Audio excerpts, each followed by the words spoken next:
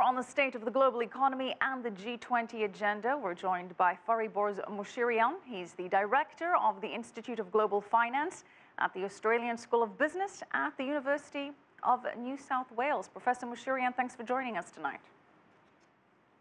Thank you for having me. Professor, Australia is pushing for an increase in global growth targets of 2% by 2018. According to the OECD, there are over 1,000 policy initiatives proposed by G20 nations, and that should add around 2.1% to global GDP. What are some of the most pertinent initiatives being proposed at the G20? Well, first of all, let me just say that this 2% boost to global economy in the next 4 to 5 years is a well thought out wish list.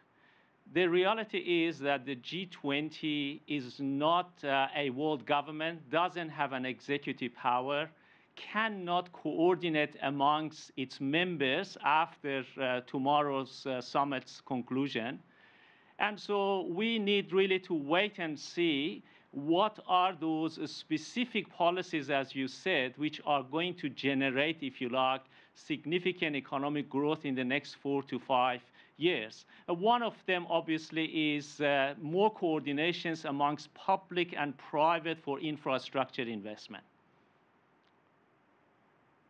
All right, so coordination between businesses and governments. Now, you don't seem very confident that much is going to be achieved, even though Abbott has made his priorities for the summit very clear. One of them saying that we need to, quote, encourage demand to ward off the deflation that threatens the major economies of Europe. How much of a concern is Europe to the G20 right now, and what actions are going to be taken to address that specifically? Well, the reality is that Eurozone hasn't recovered yet. And the reality is when you have got a slow economic growth, as the IMF has forecasted in recent time and downgraded economic growth, Eurozone is not able to export as they used to. They are going through massive restructuring, and all forecasts are telling us that the Eurozone economy is not going to recover at least until sometime 2015 and 2016. So I can't see Eurozone is going to boost the global economic growth towards this goal of 2%, at least in the immediate years ahead. Well, Eurozone is weak going into the summit. Which G20 economies do you think are the most vulnerable right now, and what is being presented boost forward? I think there are obviously the discussion about boosting infrastructure investment in many emerging economies, but we need to see whether the private sector will come in, whether they have got confidence in investing in emerging economies. We know that countries such as Brazil and even India, they are struggling to create momentum for economic growth. At the same time, we know that even Japanese economy and advanced economies are struggling to see economic growth. And of course, German economy is not doing also that well.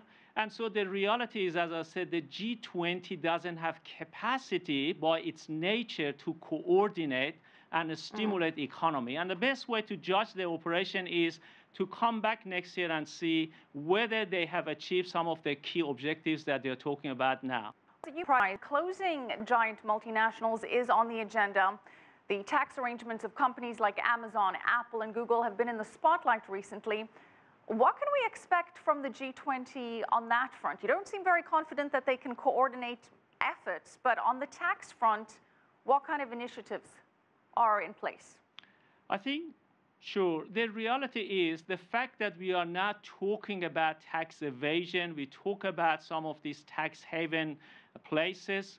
I think that's a good, obviously, goal. The reality is, again, when it comes to implementation and coordination, you have to see every national country who is member of G20, they have to ratify some of these international agreements when it comes to tax avoidance, when it comes to tax haven.